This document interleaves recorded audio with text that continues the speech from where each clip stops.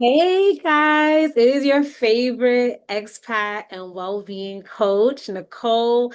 Just here to give you just a heads up, like an update, I should say, not heads up. Today's video is going to be nice and short and sweet, right? Just talking about the moving costs that nobody warned me about and furnishing from scratch. So please listen. So today I'm so excited because I received two out of the five boxes that I sent from Thailand. I'm so happy. I feel so calm. But I want to tell you that moving cost, the one moving cost that I did not plan for the way that I should have. So I planned for the apartment, like paying rent, putting a down payment, all of these type of things. For groceries, girls got to eat, right? Or ordering food, because I'm not gonna lie to you, I haven't been cooking just yet. And what I didn't plan for was furnishing from scratch. Especially the things that I personally didn't want to buy secondhand. Now, all of the apartments that I've lived in, your girl, your favorite expat, has been abroad for 11 years. And I have lived in mainland China, in Shanghai. I've lived in the UAE. I've lived in Thailand. And now I am currently in Hong Kong. All of the other places, of course, those situations were quite unique. So I'm going to let you know right now, they weren't all the same. However, what was true about all of the other situations, I did not start from scratch in an apartment, or I had some type of where the school gave me a lot to start with. And with that, I'm just want to be truthful with you that one of the things that I didn't think about, and I didn't, everyone talked about how expensive getting an apartment was in Hong Kong. And of course, if you were to compare it to places like Thailand, definitely I would say it's more. I would say it's probably comparable to UAE. And also, yes, I would say that I would put Thailand and mainland China. Specifically, I lived in Shanghai. I would put them in one box, and then I would put Hong Kong and the UAE in a similar box. And you can comment if you're in the UAE because I don't know if the prices have changed, but I know that Abu Dhabi was more expensive than Dubai, so that's just that. But this is the thing that I didn't have to think about in all those other situations. Buying a couch. And if you watch my videos, we are talking about building your rich life in Asia. This is for the grown-ups, right? These are people that want to feel rooted. And I would argue that you want to have and make sure that your space is a sanctuary. So we're not just doing quick fixes or just like, let me just throw something together.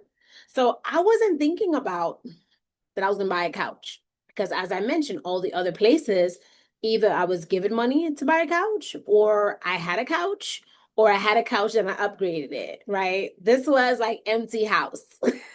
So I was not thinking about that cost. And then also thinking about a bed and a mattress. Sometimes you might get a place that it gives you like a box mattress and maybe you have to put one. I literally had just a frame. So those things may not feel like a big deal, but when you're in Asia, you're thinking about what kind of a mattress, do I want it to be like comfortable? Do I want to invest and splurge? Because it is sleep, right? Like, so it's important. I wasn't thinking about those things. And then there's also other things that start to add up, like an iron or a microwave or an oven. And these things just like rank, like they seem really small, but then you start to realize your day to day, you use all of these things. And to be honest, I was not just thinking about these things. And then, not to mention, thinking about home delivery costs and installation if you need it.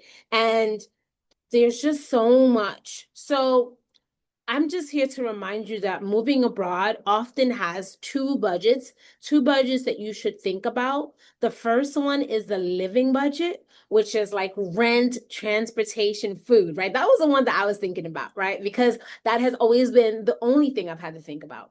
But now I would say I would add up set up budget, which is like furniture and your home basics, especially if you are in an area like Hong Kong, right?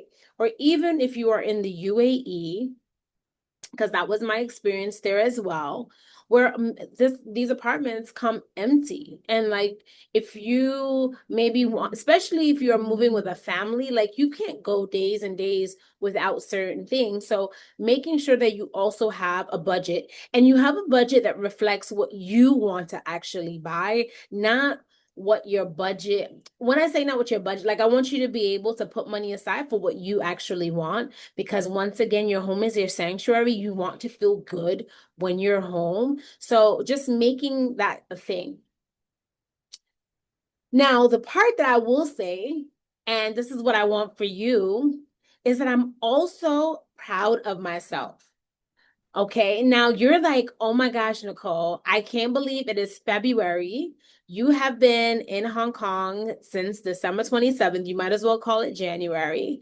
And you still don't have all these things. Well, let me tell you, there is power in being intentional. I think that when you are being intentional, it means that you spend less money. You know where your money is going. You know why you're doing the things that you're doing, and you're not just responding quickly to dopamine or to fear. It's like, I understand why I'm making this decision.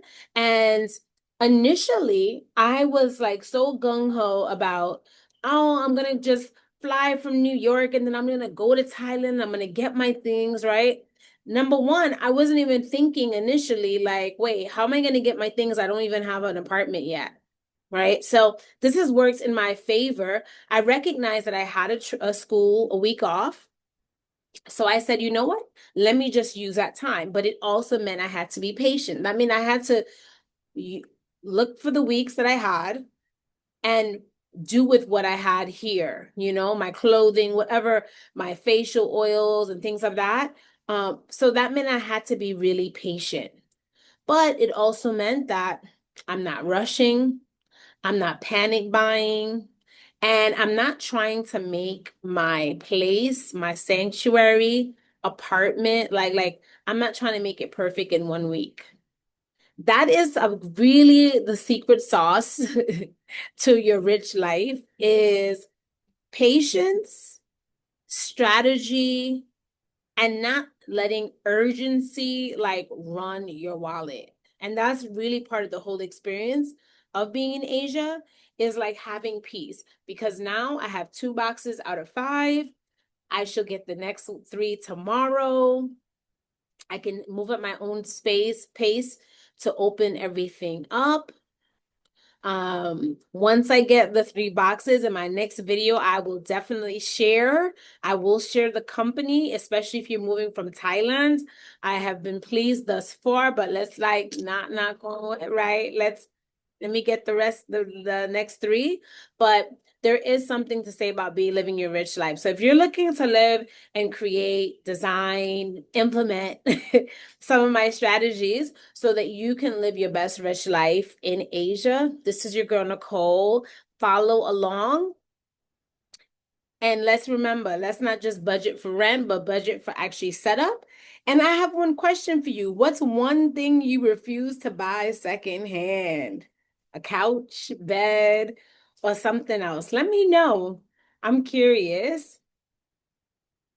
I look forward to hearing from you again. I look forward to sharing my story all about designing your rich life here in Asia. Peace out.